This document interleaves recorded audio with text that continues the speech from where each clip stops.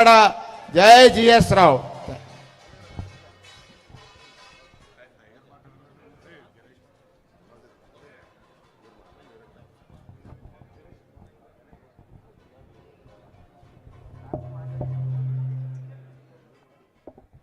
గణేష్ గణేష్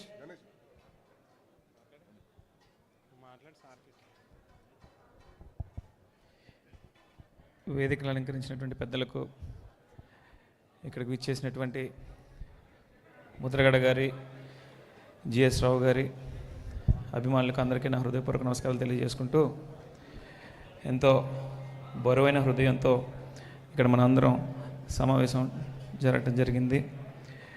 ఒక గొప్ప మహనీయుడు, సమాజం కోసం తన జీవితాన్నే పెట్టుబడిగా పెట్టి పోరాడినటువంటి యోధుడు, కాపు ఆత్మగౌరవం కోసం ప్రభుత్వాలతోనే గొడవపడినటువంటి గొప్ప నాయకుడు, రాజకీయ దురంధుడు, కీర్తిశేషులు శ్రీ ముద్రగడ పద్మనాభం గారు. ఆయన ఇంటికి వెళ్తే గనక ఆయన చేతులతోనే మనందరికీ భోజనం వడ్డించేవాడు. చిన్నవాళ్ళను కూడా ఎంతో ప్రేమగా, అభిమానంగా అండి అని చెప్పి సంబోధించేటటువంటి వ్యక్తి ఆయన.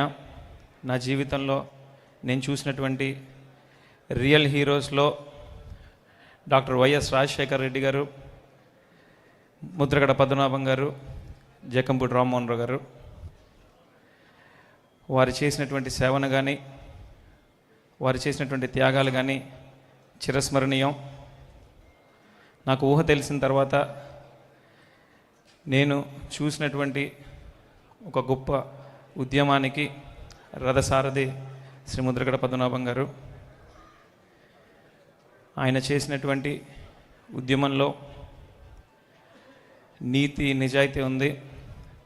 ఆయన చేసింది కూడా కాపు యువత భవిష్యత్తు కోసం. ఆయన ఉద్యమం చేసేటప్పుడు తరచూ ఒక మాట అనేవాడు, ఈ రోజున కాపుల్లో ఒక ఎస్పీ అవ్వాల్సినటువంటి వ్యక్తులు డిఎస్పీలుగా, డిఎస్పీ అవ్వాల్సిన వాడు ఎస్ఏ అవ్వాల్సినటువంటి వారు కానిస్టేబుల్గా, డాక్టర్లు, ఇంజనీర్లు కావాల్సినటువంటి వారు మెడికల్ షాపుల్లోని, మెకానిక్ షాపుల్లోని పని చేసుకుంటా ఉన్నారు అంటే కేవలం రిజర్వేషన్ లేకపోవడం వలన. ఆ రిజర్వేషన్ సాధించినట్లయితే ఖచ్చితంగా కాపు యువత భవిష్యత్తు బాగుంటుందని చెప్పి ప్రగాఢంగా నమ్మినటువంటి వ్యక్తి ముద్రగడ పద్మనాభం గారు. ఖచ్చితంగా ఆ యొక్క నిజాయితీ కలిగినటువంటి ఉద్యమాన్ని ముందుకు తెలవాల్సినటువంటి బాధ్యత రేపటి తరంగా మనందరి మీద ఉందని చెప్పి ఈ సందర్భంగా తెలియజేసుకుంటూ, మరి రానున్న రోజుల్లో ఆ ఉద్యమం ఏ విధంగా మారుతుంది, ఏ విధంగా రూపకల్పన చెందుతుంది అనేది నాకైతే తెలియదు. కానీ ఖచ్చితంగా కాపుల భవిష్యత్తు కోసం మాత్రం మరందరూ ముద్రగడలు ముందుకు రావాలని చెప్పి ఈ సందర్భంగా తెలియజేసుకుంటా ఉన్నాను. ఆయన ఇక లేరు, ఇక రారు అని శోకసంద్రంలో మునిగినటువంటి అభిమానులందరికీ కూడా ప్రగాఢంగా సానుభూతి తెలియజేసుకుంటూ, ఈ రోజున ఆఖరి రోజులు ఆయన గుర్తు చేసుకుంటే అవమానాలతో, అసహనంతో, ఎన్నో విమర్శలతో కొనసాగింది. ఆయన అవమానించినటువంటి ప్రతి ఒక్క వ్యక్తికి నేను ఒకటే చెప్తా ఉన్నా, ఇది నా వ్యక్తిగత నిర్ణయం. ఈ రోజు నుంచి నన్ను ఎవరైనా నీ జాతి ఏంటి అని అంటే మాత్రం కాపు అని చెప్పను, ముద్రగడ కాపునని చెప్తా. ఈ క్షణం నుండి నా జీవితంలో ఒక మెట్టు ఎదిగినా, ఏదైనా సాధించినా అది ముద్రగడ గారికి అంకితం అని చెప్పి సందర్భంగా తెలియజేసుకుంటా ఉన్నాను. నా జీవితంలో 2 రోజులు చాలా బాధాకరమైనటువంటి. 1 అక్టోబర్ 9 నాన్న జక్కంపూడి రామ్మోహన్ రావు గారిని కోల్పోయాం. 2 జూలై 14వ తారీఖున ముద్రగడ పద్మనాభం గారిని కోల్పోయాం. ఇంతటి మహా గొప్ప ప్రస్థానంలో మరొక వ్యక్తి కోసం చెప్పాలి.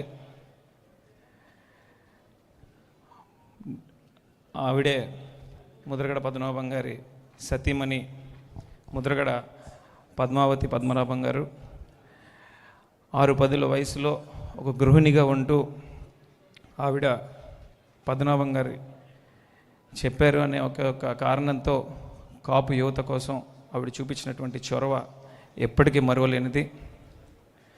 వారికి, వారి కుటుంబ సభ్యులకి, వారిని అభిమానించే మనలాంటి ఎందరో అభిమానులకి భగవంతుడు ఈ యొక్క బాధను తీసుకునేటటువంటి మనోధైర్యాన్ని కల్పించాలని ప్రార్థిస్తూ, అదేవిధంగా ఒక చిన్న సంజాయిషి, ఒక చిన్న విన్నపం.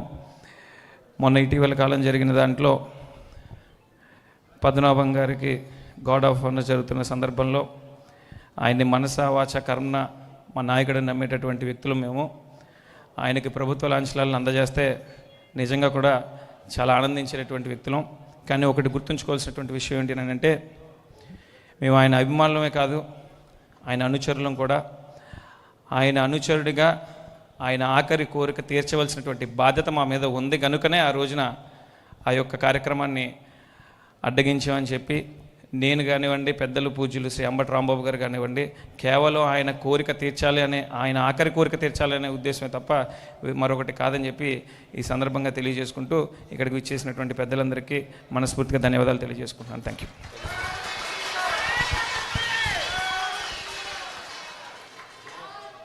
వైఎస్ఆర్సీపీ రాష్ట్ర కోఆర్డినేటర్ శ్రీ సజ్జల రామకృష్ణారెడ్డి గారిని సభను ఉద్దేశించి మాట్లాడాలని కోరుతున్నాను.